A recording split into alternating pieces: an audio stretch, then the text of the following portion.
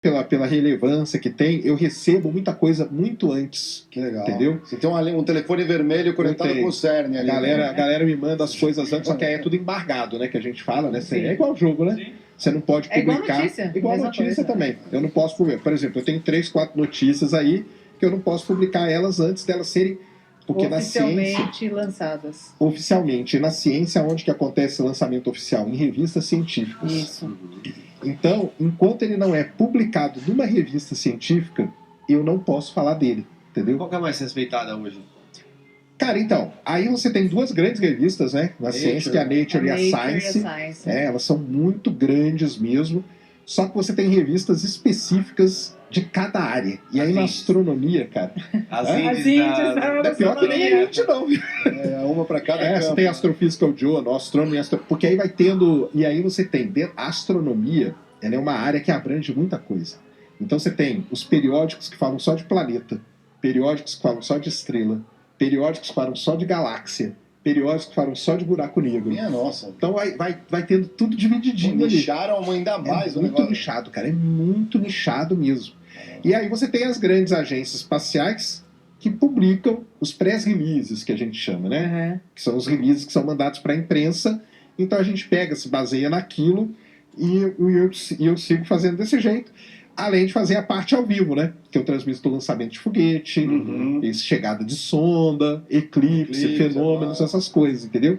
Porque, na verdade, cara, quando eu comecei em 2012, junto com um canal chamado Astronomia ao Vivo. Um bom salve pra galera da Astronomia ao Vivo, cara, que era legal pra caramba.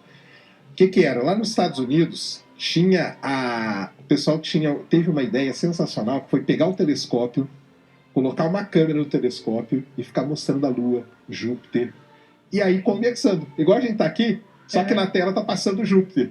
Aí de vez em quando você olha e fala, pô, caramba, olha aqui, ó, a grande mancha vermelha agora tá passando e tal. E a gente fez isso durante muito tempo, cara. Muito tempo. Então a gente transmitiu ocultação de estrela, ocultação de planeta, eclipses. Sombra de lua. Sombra da luazinha de Júpiter passando ali, entendeu? Eclipse das luas de Júpiter. Então tudo que era fenômeno assim a gente transmitia.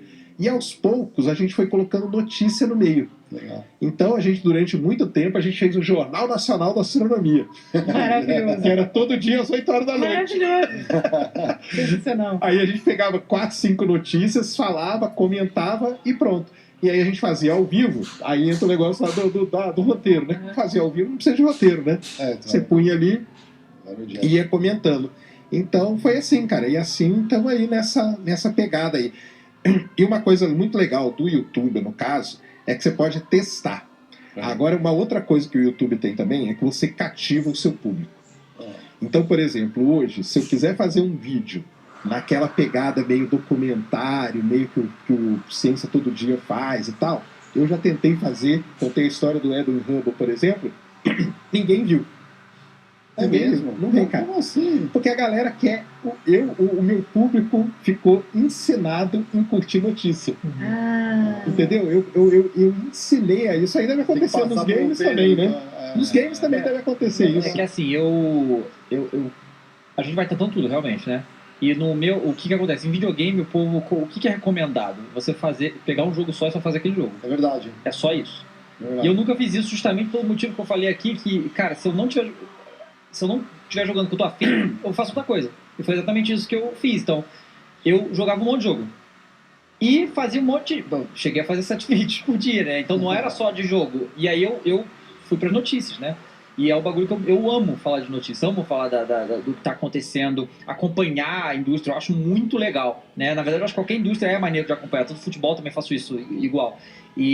Mas eu consegui, né? Tipo, porque como eu sempre fiz um monte de coisa diferente, acaba tendo pra todo mundo, sabe? Então, assim, e eu posto muitos vídeos por semana. Então, assim, a galera que gosta de ver o gameplay lá, que você vai Mortal Kombat agora, por exemplo, que é um jogo forte pra mim. A galera que vê notícia é outra galera, e vai, sabe? Mas, por exemplo, se você pega e fala assim, vou fazer um vídeo aqui, a história da Sony.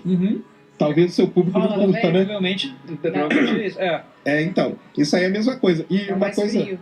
Oi? É o mais frio. Seria uma coisa mais fria no caso do games, né? A história da Sony, ou a história dos games no Brasil, a história da Nintendo, uma coisa desse tipo, né? A história do Mortal Kombat, e aí vai. talvez o seu público não fale aí, cara, que saco, Pois é. volta aí, joga aí, não sei o quê. Porque o público. E uma outra coisa legal desse negócio, até de formar comunidade, vocês estavam falando, o que acontece hoje? O pessoal me manda.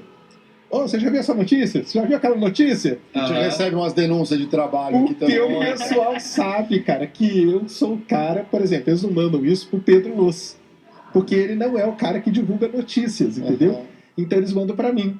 Então você É um acaba. abastecimento, é um abastecimento. Pra gente também